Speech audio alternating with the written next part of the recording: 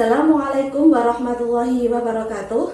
Saya Novi Tazkiyatun Nihayah, mahasiswa PPG PAI dalam jabatan UIN Salatiga tahun 2024. Berikut ini adalah video PPL 2 saya tentang P5 PPRA. Selamat menyaksikan. Assalamualaikum warahmatullahi wabarakatuh. Waalaikumsalam warahmatullahi wabarakatuh. Ibu koordinator proyek tentang gaya hidup berkelanjutan. Hari ini kita akan melanjutkan rapat kita dari yang minggu lalu. Sesuai topik kita, sekolahku berhias, bersih, hijau, asri, dan sehat. Kemudian dimensi kita adalah beriman, bertakwa kepada Tuhan Yang Maha Esa dan berakhlak mulia.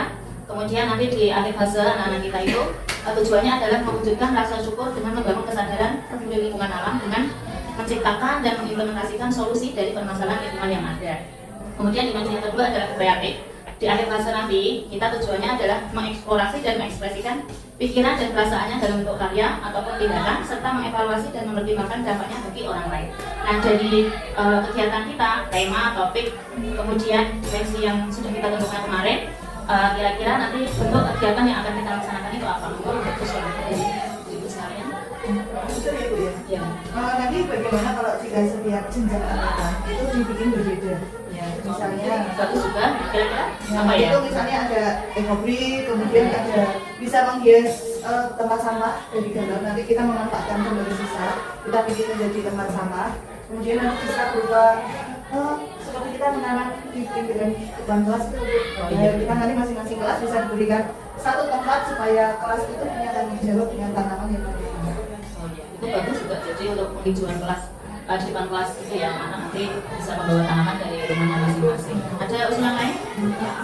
Ya. Saya tidak setuju dengan apa yang usulan dia. Tadi ada yang buat ekobrik, mungkin ekobrik karena tingkat kesulitannya agak tinggi, mungkin bisa diberikan ke grade yang kelas besar atau kelas 9 itu mungkin ya. Mungkin kalau menghias tempat sampah atau apa dari dalam mungkin dari kelas 7, kemudian kelas 8-nya kita beri tugas untuk membuat pengujian yang mungkin ya bahan-bahan Ada kegiatan lainnya? pasti ada usulan. Ini kan itu ya, kalau ekobrik itu kan berarti berkaitan dengan sampah ekonominya. Kemudian pembuatan tempat sampah itu kan juga sampah organiknya. Nah kita kan memikirkan ya sampah organiknya. Bagaimana kalau yang sederhana juga kita membuat kompos dari sampah organiknya. Ya, ini juga bagus karena lingkungan kita ini banyak sekali pohon-pohon dan banyak masyarakat, sehingga nanti bisa kita manfaatkan dengan menjadi kompos ya. Nanti kita cari narasumber yang bisa memberikan pelatihan atau sosialisasi ke anak kita mengenai pembuatan pupuk kompos. Assalamualaikum warahmatullahi wabarakatuh. Waalaikumsalam warahmatullahi wabarakatuh. Bagaimana kalian hari ini kabarnya? Alhamdulillah, luar biasa. Allahu Akbar.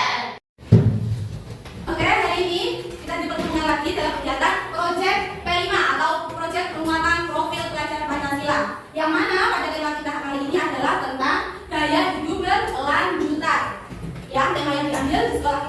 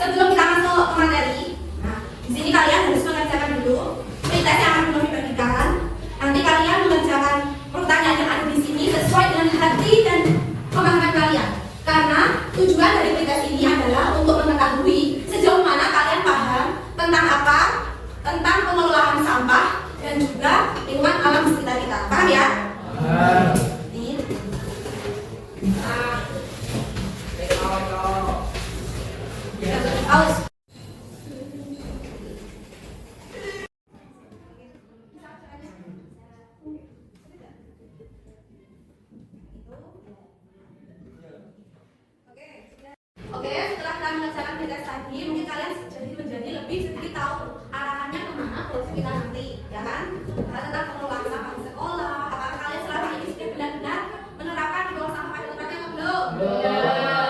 Ada yang sudah, ada yang belum. Karena kenyataannya di sekitar lingkungan kita masih ada tuh sampah-sampah berserakan. Oke, sebelum kita masuk ke materi, silakan lihat video. Tahukah kamu, setiap orang di Indonesia rata-rata menghasilkan sampah 0,7 kg setiap harinya. Dalam 1 tahun, setiap orang bisa menghasilkan sampah sebesar 255 kg. Apa yang menyebabkan adanya banyak sampah? Salah satunya adalah gaya hidup kita yang salah.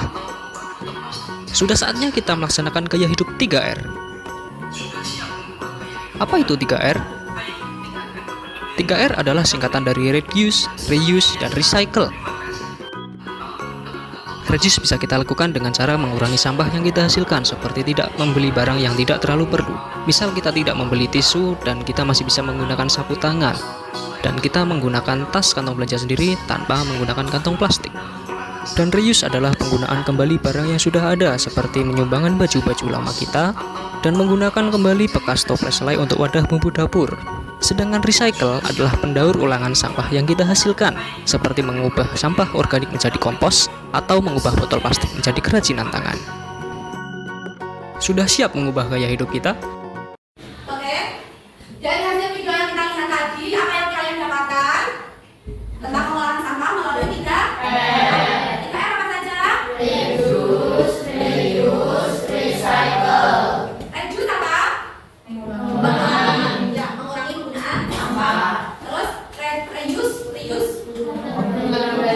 penggunaan kembali. Dan recycle, daur ulang sampah. Nah, itu 3 cara untuk pengelolaan sampah. Oke, kalau dari lingkungan di sekitar kita sendiri, kira-kira sampah yang paling banyak kita temui di sekolahan apa? Sampah plastik, apa lagi? Daun kering, ya, karena di sekitar sekolah kita kan banyak pohon ya, banyak kebun. Terus ada sampah apa lagi? Botol. Nah, apakah kita di sekolah sudah memanfaatkan dan mengolah sampah dengan baik atau belum? Nah, sekarang itu ada namanya kurikulum merdeka. Kalian tahu nggak apa itu kurikulum merdeka? Kurikulumnya ya merdeka, merdekanya bergantung dengan sekolah masing-masing. Nah, itu proyek kita yang berkelanjutan ini bergantung dengan kondisi sekolahan kita. Tadi ada sampah yang bertumbuh seperti sampah botol bekas, sampah plastik bekas, daun-daun kering. Nah, kira-kira hal yang seperti itu bagaimana cara kita mengolahnya? Ya, kalau dari 3R itu yang bisa kita gunakan kira-kira yang mana? Daun. Nah, kalau oke, untuk proyek kita, kebetulan kelas kita mendapat jatah untuk membuat ekobrik dari botol bekas. Nah, karena sebenarnya daur ulang sampah plastik itu berbeda-beda. Ada yang membuat manfaatan galon bekas, ada bekas pakai, dan juga botol bekas. Nah, kemarin setelah kita rapat dengan dalam satu kelas, kita akan bekerja sama dalam 2 kelompok. Dan nanti mungkin dan kasusnya dari satu kelompok, yang kelompok paling tidak membuat 5 ekobrik, gitu ya, paham? Oke, besok silahkan alat-alat dan bahannya dipersiapkan. Yang satu kelompok membawa botol bekas, kemudian apa lagi? Sampah plastik yang bersih dan sudah kering, ya. Plastik apa saja yang dibawa? Bekas jajanan boleh, apalagi? Bekas sarimi, kopi. Kresek boleh nggak? Boleh, yang penting kering. Yang penting kering ya, kreseknya ya, nggak boleh yang berminyak habis buat gorengan. Ini kan nggak beres, kamu cuma bekasnya itu juga nggak boleh karena menyebabkan munculnya bakteri baru yang bikin busuk daunnya, bikin bau. Jadi yang benar-benar bersih dan kering, ya. Kalian kumpulkan sama-sama. Besok kita mulai membuatnya bersama-sama. Paham?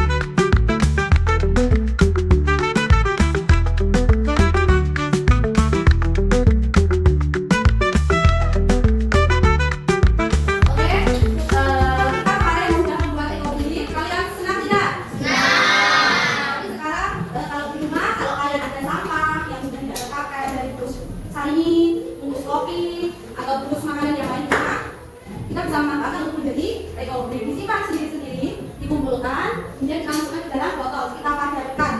Yang paling padat itu yang paling bagus. Nah, fun fact-nya atau fakta menariknya, selain kita bisa menggunakan plastik bekas, isi ekobrik itu juga bisa diisi dengan apa? Kain bekas atau kain pecah. Misalnya nih, bekas pakaian dalam kalian juga tidak terpakai. Kan bingung, masa mau dibakar? Kalian bisa potong kecil-kecil, terus kalian masukkan ke dalam ekobrik itu botol itu. Nanti kalau sudah ekobriknya jadi banyak, kita bisa buat di rumah kalian buat pagar-pagar, nanti cat dan satu warna seperti itu. Itu ya, paham ya? Jadi semoga apa yang kita peroleh dalam kegiatan proyek PKI ini tidak hanya selesai di sini, tapi bisa kalian manfaatkan di kemudian hari. Oke, sebelum kita melakukan proses, nah kita refleksi dulu secara individu. Ada 3 pertanyaan yang ingin disampaikan.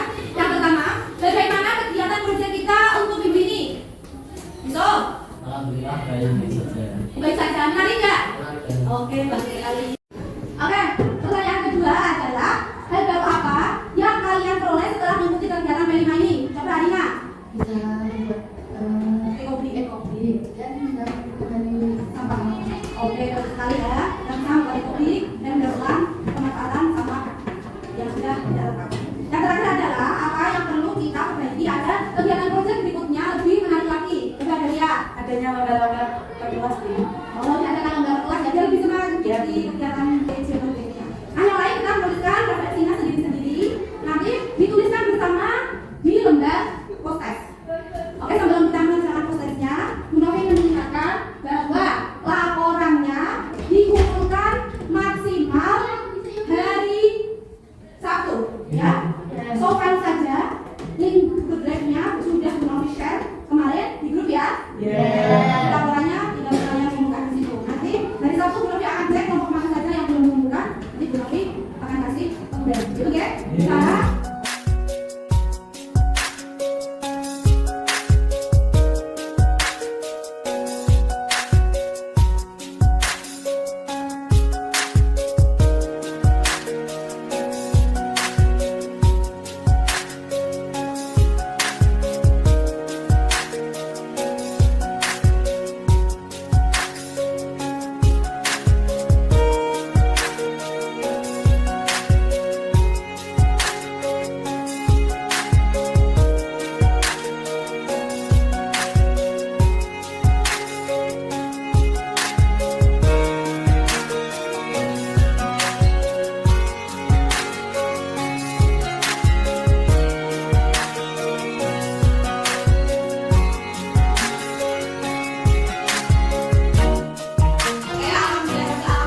Kemarin Novi sudah mengecek di Google Drive dan kelas ini semuanya sudah mengumpulkan ya. Dari nomor 1, 2, atau 3 sudah mengumpulkan semuanya. Sudah nomor 3 juga dan sudah ada kelengkapan dari dokumentasi dan juga laporan hasil ekobiknya. Baik, mungkin itu yang dapat kita pelajari di kegiatan proyek ini. Semoga bermanfaat. Kita akhiri pertemuan kita pada siang hari ini dengan membacakan bersama-sama.